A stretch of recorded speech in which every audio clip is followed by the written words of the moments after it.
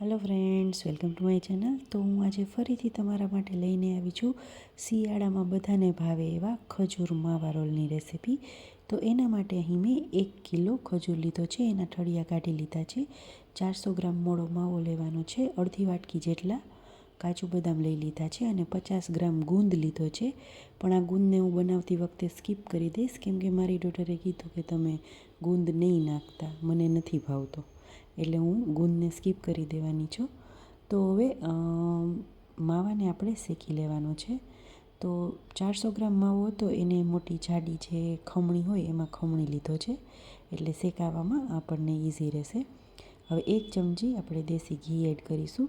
માવામાંથી જ્યારે શેકાશે ત્યારે એમાંથી પણ ઘી છે એ છૂટું પડતું હોય છે, પણ થોડું ઘી આપણે એડ કરીશું તો એ ઇઝીલી સરસ શેકાઈ જશે. અને ઘી જ્યારે છૂટું પડશે તો આપણે ખાંડ એમાં એડ કરીશું, તો એ બધું જ અબ્ઝર્વ થઈ જતું હોય છે. તો આ રીતે ધીમા તાપે એનો કલર ચેન્જ થાય અને એમાંથી ઘી છૂટું પડે ત્યાં સુધી માવાને સરસ એવો શેકવાનો છે. અને સતત આ રીતે ચલાવીશું, નહીંતર માવો છે એ તળિયે ચોંટી જતો હોય છે, એટલે એ વાતનું આપણે ખાસ ધ્યાન રાખીશું. તો તમે જોઈ શકો છો, માવો છે એ આપણો ઓલમોસ્ટ શેકાઈ ગયો છે. આ રીતે ઘી એમાંથી છૂટું પડી ગયું છે. હવે આ સ્ટેજ ઉપર આપણે એમાં ખાંડ એડ કરવાની છે. તો એના માટે અહીં મેં 2 ચમચી જેટલી દળેલી ખાંડ છે એ લઈ લીધી છે અને એને આપણે આની સાથે મિક્સ કરીશું. માવામાં થોડી ખાંડ નાખવાથી માવામાં સરસ એવું બાઇન્ડિંગ આવી જતું હોય છે, એટલા માટે આપણે માવામાં થોડી એવી ખાંડ એડ કરીએ છીએ. ખજૂરમાં ઓલરેડી સ્વીટનેસ સારી એવી જ હોય છે, નેચરલ. તો આપણે એમાં એડ નહીં કરીએ તો પણ ચાલશે, પણ આ રીતે એડ કરવાથી થોડું એનું બાઇન્ડિંગ સરસ આવતું હોય છે, એટલા માટે આપણે એમાં 2 ચમચી જેટલી દળેલી ખાંડ છે એડ કરવાની છે. હવે 4થી 5 નંગ એલચીનો પાવડર મેં અત્યારે લઈ લીધો છે, એને આપણે આની અંદર મિક્સ કરવાથી ખૂબ સરસ ટેસ્ટ આવતો હોય છે. માવા અને એલચીનું કોમ્બિનેશન છે એ ખૂબ જ સરસ અને ટેસ્ટી લાગતું હોય છે. હવે તમે જોઈ શકો છો, આપણું મિક્સર છે એ સરસ એવું થઈ ગયું છે. તો એને આપણે સાઈડ પર રાખી દઈશું અને ત્યારબાદ 2 ટેબલ સ્પૂન જેટલું ઘી લઈ અને એમાં આપણે ખજૂરને શેકી લેવાનો છે. ઘી છે એ આપણે મેલ્ટ થવા દઈશું. ત્યારબાદ આપણે એમાં ખજૂરને પછી શેકીશું. એમાં કાજુ અને બદામને છે ફ્રાય કરી લેવાના છે. થોડા એવા ફ્રાય કરશું ને તો એનો ટેસ્ટ છે એ ખૂબ સરસ આવતો હોય છે. અને ખાસ આ રીતે ફ્રાય કરતી વખતે ધ્યાન થોડું રાખજો, કેમ કે બદામ છે એ ઘણીવાર ફૂટતી હોય છે, તો એ વાતનું ખાસ ધ્યાન રાખજો. ડ્રાયફ્રૂટ છે એ તળાઈ ગયા છે. હવે જો તમારે ગુંદ એડ કરવું હોય તો અત્યારે ગુંદ પણ તળી લેવાનો, પણ ગુંદ મેં સ્કીપ કરી દીધો છે. અને હવે આપણે ખજૂરને શેકી લેશું. અને ખજૂરને અત્યારે આપણે મીડિયમ ફ્લેમ ઉપર શેકવાનું છે. થોડોક ખજૂર મેશ થશે અને શેકાશે, ત્યારબાદ આપણે એને લો ટુ મીડિયમ ફ્લેમ શેકી લેશું. તો આ રીતે સતત ચલાવતા ખજૂરને સરસ એવું શેકી લેવાનો છે. ખજૂર ખાવાના ઘણા બધા ફાયદા છે. જે લોકોને શરીરમાં આયર્નની ઉણપ હોય, લોહીના ટકા જેને ઓછા હોય, એના માટે ખજૂર છે એ બેસ્ટ વે છે. જ્યારે નાના બાળકો છે એને બહુ ખજૂર છે એ એકલો નહીં ભાવે, તો એને નવી નવી રેસીપી કરીને તમે આપો. આના પહેલાં પણ મેં ખજૂર બિસ્કિટ ચોકલેટ કેક મૂકેલી છે, જે બેક કર્યા વગર જ બને છે, અને એની હું તમને ડિસ્ક્રિપ્શનમાં લિંક પણ આપી દઈશ. તો એ રીતે નવા નવા આઈડિયાઝ કરી અને જો બાળકોને ખજૂર છે એ ખવડાવવામાં આવે તો એના શરીરમાં પણ બિલકુલ કમજોરી નથી રહેતી અને સારું એવું તાકાત રહેતી હોય છે. તો હવે આનું ટેક્સચર છે એ સરસ એવું સ્મૂથ અને મેસી આપણે કહી શકાય કે એકદમ સરસ એવું બની ગયું છે. તમારે એને સ્પ્રેડ કરવું હોય તો ઇવનલી સરસ એવું સ્પ્રેડ થઈ જાય. અને આ રીતે પેન છે એ છોડવા લાગે મિક્સર, એટલે આપણું જે મિક્સર છે એ રેડી થઈ ગયું છે અને એકદમ સરસ સ્મૂથ એનું ટેક્સચર છે એ આવી ગયું છે. તો હવે આપણે ગેસ બંધ કરી અને એને લઈ લેશું. હવે ત્યારબાદ એમાં ડ્રાયફ્રૂટ એડ કરી દેવાના છે, અને જે આપણે તળિયા હતા એને આ રીતે સરસ એવા ચોપ કરી લીધા છે. હવે તમારે આમાં જો ગુંદ એડ કરવો હોય તો આ સ્ટેજ ઉપર ખજૂરમાં જ ગુંદ છે એ એડ કરી દેવાનો છે અને સારી રીતે મિક્સ કરી લેશું. હવે ત્યારબાદ આ રીતે યુનિવરેપનું મેં પેપર ફોઇલ લઈ લીધું છે, એના ઉપર આપણે આને સ્પ્રેડ કરીશું. તો થોડું એવું આપણે એમાં ઘી લગાવી દઈશું. કેમ કે ખજૂર છે એ એકદમ સ્ટીકી હોય છે, તો થોડો ચોટી જશે. એટલા માટે આપણે થોડું ઘી છે એ લગાવી દેવાનું અને ખજૂરના મિક્સર છે એ લઈ અને એને ઇવનલી સરસ એવું સ્પ્રેડ કરી દેવાનું છે. તો આ રીતે પહેલાં આપણે તાવીથાની મદદથી થોડું મિક્સ કરીશું. ત્યારબાદ હવે બીજું પેપર ફોઇલ હું લઈ અને વેલણની મદદથી એને ઇવનલી સરસ સ્પ્રેડ કરી દઈશ. તો ઇઝીલી સરસ એવું સ્પ્રેડ પણ થઈ જશે અને થોડું ગરમ હશે તો બિલકુલ ગરમ પણ નહીં લાગે. અને આને થોડું ગરમ હોય ત્યારે જ સ્પ્રેડ કરી દેવાનું. થોડું જો જામી જશે તો ત્યારબાદ સરસ સ્પ્રેડ નહીં થાય.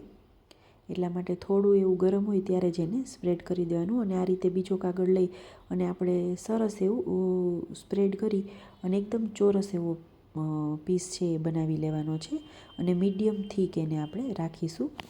જો મિત્રો તમે મારી ચેનલ પર નવા છો અને મારી ચેનલને હજી સુધી સબસ્ક્રાઈબ નથી કરી તો મારી ચેનલને સબસ્ક્રાઈબ કરી અને બાજુમાં રહેલા બેલ આઇકન પર ક્લિક કરશો એટલે નવી નવી વાનગીની નોટિફિકેશન તમને મળતી રહેશે. તો તમે જોઈ શકો છો આ રીતે સરસ એવું ઇવનલી સ્પ્રેડ કરી દેવાનું છે અને એનો ચોરસ પીસ બનાવીશું આપણે.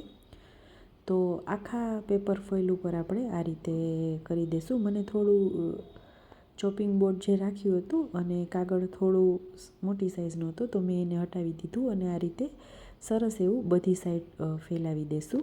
તો આ રીતે મીડિયમ થીક લેયર એવું બનાવી અને આ રીતે ચોરસ પીસ છે આપણે બનાવી લઈશું. હવે ત્યારબાદ એની ઉપર માવાનું મિશ્રણ છે એ સરસ એવું સ્પ્રેડ કરી દેવાનું છે. જો માવાનું મિશ્રણ ઘણીવાર એવું બને કે શિયાળાની હિસાબે ઘણીવાર જામી પણ જતું હોય છે.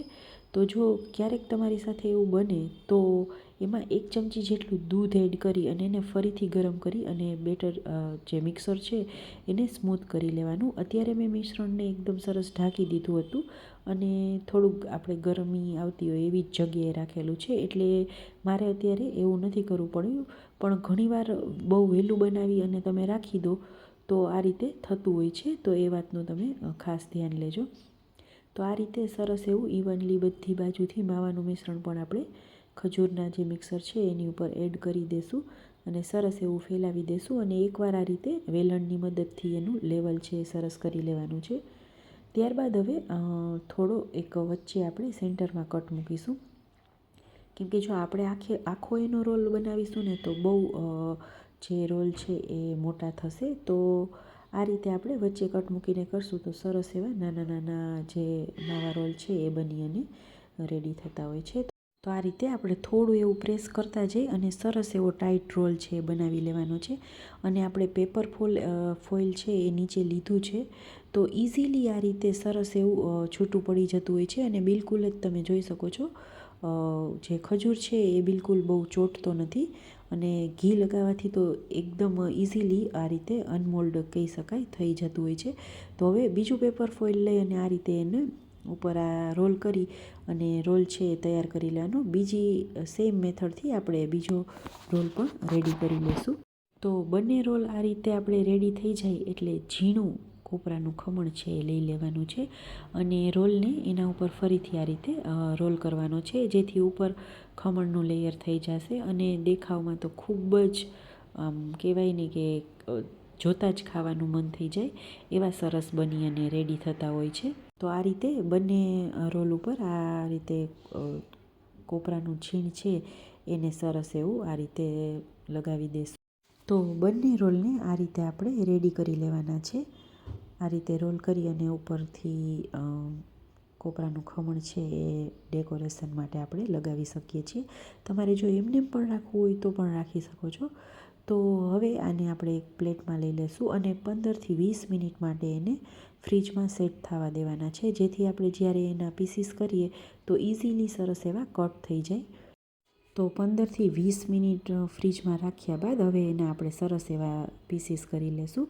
તો તમે જોઈ શકો છો એકદમ ઇઝીલી સરસ કટ થઈ જાય છે અને બહુ જ સરસ એવા ખજૂર માવા રોલ બની અને રેડી થઈ ગયા છે.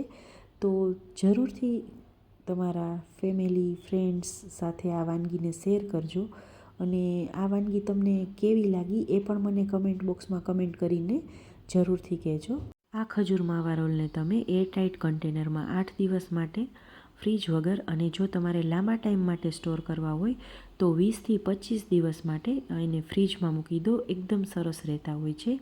તો મિત્રો, મારી ચેનલને લાઇક, શેર અને સબસ્ક્રાઈબ કરવાનું તો બિલકુલ ના ભૂલતા. Thank you.